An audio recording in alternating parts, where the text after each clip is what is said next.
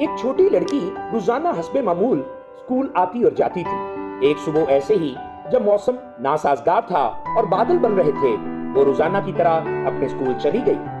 जूं जूं दोपहर ढलती गई, गर्ज चमक के साथ तेज हवाएं चलने लगी। छोटी बच्ची की माँ को यह खदशा महसूस हुआ कि उसकी बेटी स्कूल से घर आते हुए खौफजदा हो जाएगी, और ऐसे में यह भी खदशा था कि आसमानी बिजली उसकी बेटी को नुकसान पहुंचा सकती है। गर्ज चमक के वक्त आसमानी बिजली चमकती हुई तलवार की तरह आसमान को काट रही थी। परेशानी से भरी हुई माँ जल्दी से अपनी गाड़ी में बैठी और अपनी बेटी के स्कूल जाने वाले रास्ते पर चल पड़ी।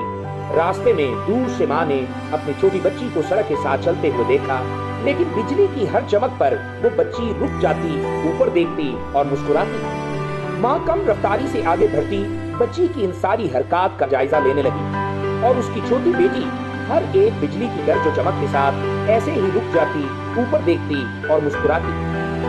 जब माँ की गाड़ी अपनी बेटी के पास आई तो उसने गाड़ी का शीशा नीचे किया और उसे पूछा, तुम क्या कर रही थी? तुम क्यों रुक जाती थी और ऊपर देखती थी? लड़की ने जवाब दिया, मैं खूबसूरत नजर आने की कोशिश कर रही थी, क्योंकि खुदावंद बार बार मेरी तस्वीर खींच रहे थे। अजीजों, यूसाया की किताब 25वें बाब का अगर मुताला करें तो वहां हम्दो सिताइश का गीत लिखा है।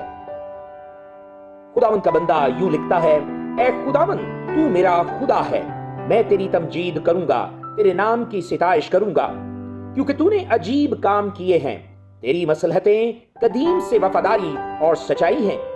और अगर हम तीसरी आयत को पढ़ें तो खुदा का बंदा लिखता है, इसलिए जबरदस्त लोग तेरी सिताइश करेंगे और हैबतनाक कौमों का शहर तुझसे डरेगा, क्योंकि तू मस्कीन के लिए कला और मुहताज के लिए परेशानी के वक्त अलजा और आंधी से पनाहगाह और गर्मी से बचने को साया हुआ।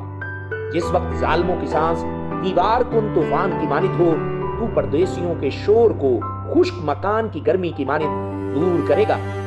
और जिस तरह अबर के साया से गर्मी नीस्त होती है, उसी तरह जालिमों का शादियाना बजाना माकूफ होगा।